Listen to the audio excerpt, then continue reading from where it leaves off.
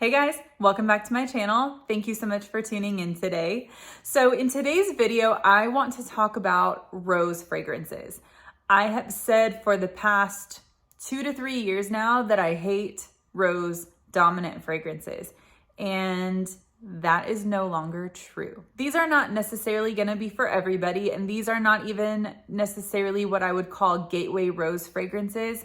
These are just particular rose dominant scents that completely changed my opinion about how I feel about rose. So if that sounds interesting, then please stay tuned. I'm gonna start off with the best of the bunch, in my opinion, and I don't hear anyone talk about this fragrance at all. So this is from Byredo. This is Young Rose. This is my favorite rose fragrance. This is my favorite fragrance, period. Look at this thing. Look at this thing. This is the only fragrance that I have purchased from retail, a full bottle, but I have almost completely drained it. And this has been in 2 years, maybe less than that. But it's ambrette, Sichuan pepper in the top, there's rose, and then it just dries down to musk and ambroxan. And on paper, it really doesn't look like anything special, but it really is. There's that gentle spiciness from the Sichuan pepper. Don't get too scared. It's just a touch of spice in the top. It keeps it interesting. There's like this fruity, watery, clean, musky rose feel to this fragrance, but it lasts forever. And just when you think you can't smell it anymore, the wind will blow or you'll move and your clothes will kind of just give you wafts of this fragrance all day long. I never, ever wear this without getting a compliment. I don't ever talk about compliments here on my channel because I think it's so subjective. I think compliments are kind of a waste of time, to be honest with you. But if you want a compliment getter, I never walk around wearing this without someone saying, oh my gosh, what is that fragrance? Beautiful. The next fragrance I want to share with you is from Guerlain. It is from the Aqua Allegoria line. It is Forte Rosa. This initially comes off with a blast of that classic vintage rose scent, just for a few minutes. And from the atomizer, it's definitely a classic rose.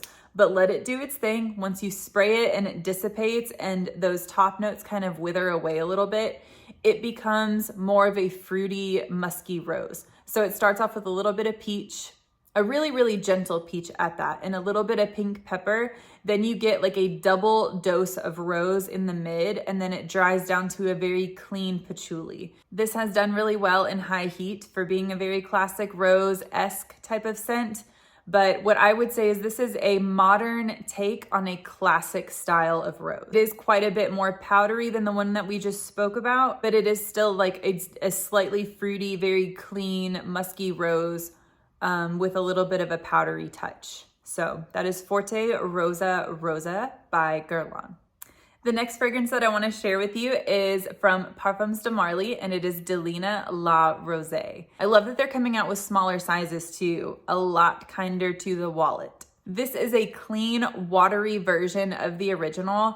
I don't really care for the original. It goes a little bit too hand lotion to me, and I like this one so much better. I think I like this one even more than Delina Exclusive, which I own a full bottle of. What this reminds me of is walking through a greenhouse that is growing roses. It's a little dewy. There's very much like a dewy greenness to this rose.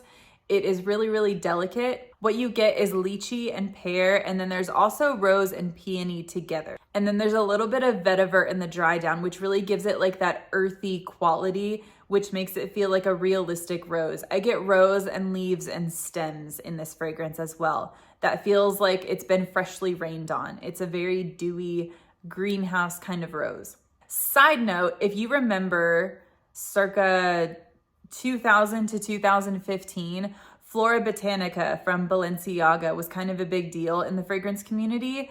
I think that this is a better option to that fragrance. If you loved that fragrance and can't find it anymore, I think that you would really enjoy this. So just food for thought. I think the best version of Delina that they've come out with so far. It is Delina La Rose from Parfums de Marly. The next fragrance that I want to share with you, I've actually been sort of gatekeeping this fragrance, not because it's new, but because I think it's just getting harder to find. This is Rose Flash from the Tauerville collection by Andy Tauer. Andy Tauer, please bring back the rest of the fragrances from this line, please. These are so amazing. This is really just rose and resins and woods. And the resins are so rich in here. It doesn't say what resins it is, but the resins are so rich that it gives off a honey type of quality. And I really struggle to like honey types of fragrances, but this is like a honeyed, deep, dark rose. Think of the color of this juice. This is a dark red rose that is wilted. So it's the petals are starting to become oily. And think of that with honey combined and then like woods in the base. This is probably the best rose fragrance on the market. Now, Young Rose is my favorite rose, but this is probably the best made rose fragrance on the market. If you can get your hands on Rose Flash from Tauerville, I highly recommend it. If you love rose and you want something that's a little darker, a little richer, you're not really into the fresh fruity rose vibe, this is where it's at right here, guys. So that is Rose Flash from Andy Tauer. All right, in keeping with the darker rose theme, we have the Duchess herself. This is Joorie from Kajal. Look at that thing. This lists honey as one of the featured notes. So this is honey and rose on purpose. And this is honey and rose done the right way. There's no metallic quality that disturbs me. Sometimes honey can come off so metallic, or it can come off really animalic, and it's hard to get it right. This is done right. This is dark rose, but it's also almost creamy. There's some spiciness and peppery in the top, and then it dries down to like this velvety, dark, red, smooth, again, almost creamy type of rose. There's a sweetness in the base that is really beautiful and luxurious. If you really enjoy Guidance from Amouage, they don't smell the same. Hear me and hear me well, they don't smell the same, but I think that they could sit next to each other. They could definitely be on the same shelf. And I don't know why that fragrance always goes through my head whenever I smell this. Probably because I smelled them at the same time. I smelled this and Guidance together in 2022 at Scent Explore. And so every time I smell this fragrance, I think of that one. Although I don't own it, I really enjoy it, but I think I like this one a little bit better. Guidance is a little bit more incensey. This one is not so incensey. It's rich, it's creamy, it's decadent, it's a dark velvet rose, and it's absolutely stunning. So that is Joorie from Kajal. Okay, and going back to the lighter offerings as far as rose is concerned, this one is from Chanel, and it is from the Lizo collection, and this is Paris, Paris. Now, the Lizo collection is featuring different areas in France that Coco Chanel went and visited herself.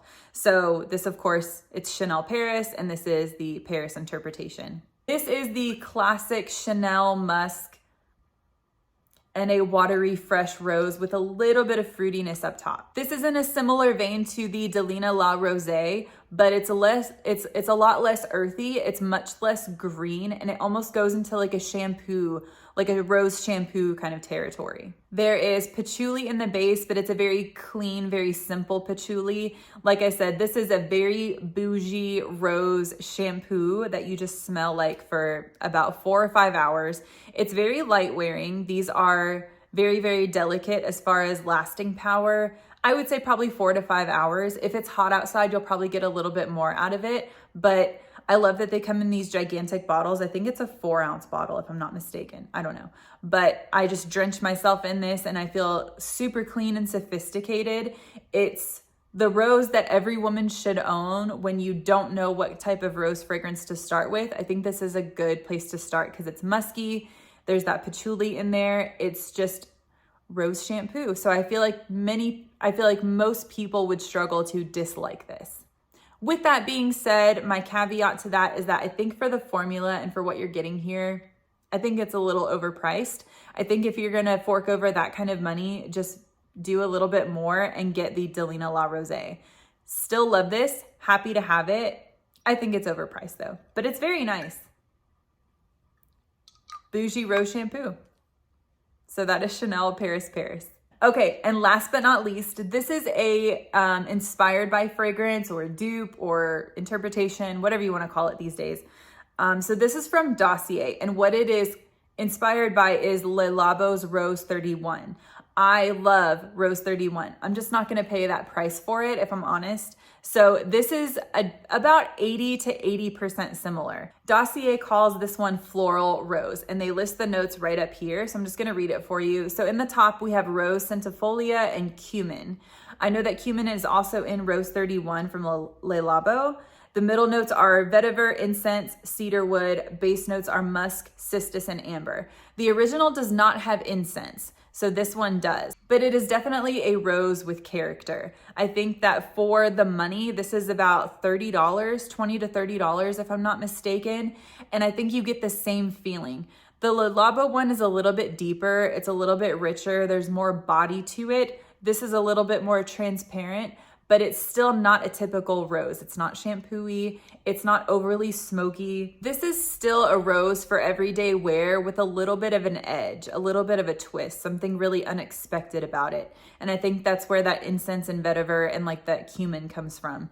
It's not funky because cumin is kind of like a cooking spice. But if you want a clean and interesting rose fragrance that is not fruity and is not super, super musky, I highly recommend that you try this one out. And if you love it, then you'll know if the Le Labo one is worth splurging on, because I think that's like somewhere between $200 and $300. So before you sacrifice grocery money, try this one first. If you're shy about rose, this is a really good place to start. So that is Dossier Floral Rose. All right, guys, thank you so much for joining me. Let me know in the comments down below what you think about this video. If you enjoyed it, please give it a big thumbs up. It helps support my channel and lets me know what videos you guys like to see from me.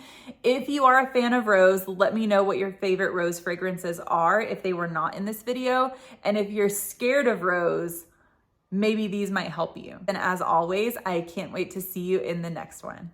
Bye.